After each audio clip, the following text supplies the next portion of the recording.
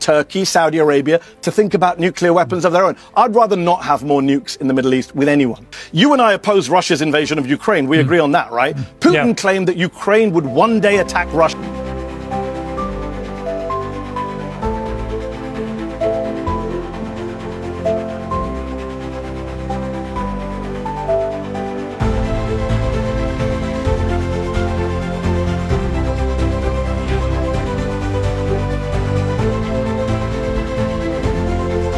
Gave up nukes, got invaded.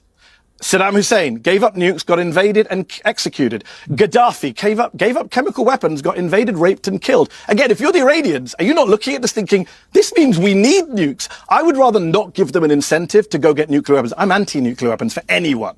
So I don't want Iran to have nukes. But the best way for Iran not to have nukes is not to attack them. That makes countries want to have nukes more. It's just rational to go, oh, the countries who have nukes like North Korea, they don't get invaded. So why give them an incentive to get more nukes? Why not actually have a weapons of mass destruction free region? You know which country does have nukes in the Middle East? Israel, in violation of UN Security Council resolutions. You know which country doesn't allow IAEA inspectors into the country? Israel. You know which country hasn't signed the NPT, unlike Iran? Israel. We should talk about Israel's nuclear weapons, which actually incentivize others in the regions, not just Israel, Turkey, Saudi Arabia, to think about nuclear weapons of their own. I'd rather not have more nukes in the Middle East with anyone. You and I oppose Russia's invasion of Ukraine. We agree on that, right? Putin claimed that Ukraine would one day attack Russia with NATO support. That's why I'm doing it. That was a argument. You and I rejected Putin's argument in Ukraine. You and I have rejected the Israeli argument now in Gaza. You don't believe what they're saying about Gaza. I don't know why you're believing them on this when you were rightly calling out the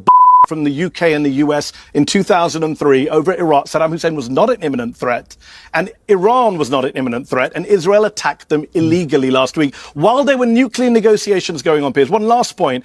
If Israel cared about stopping a nuclear weapon, you would go back into a nuclear deal that prevents Iran from a weapon. And guess who they killed on Thursday night? Not just generals, Piers. They killed Ali Shamkhani, the lead nuclear negotiator who was supposed to be in Oman.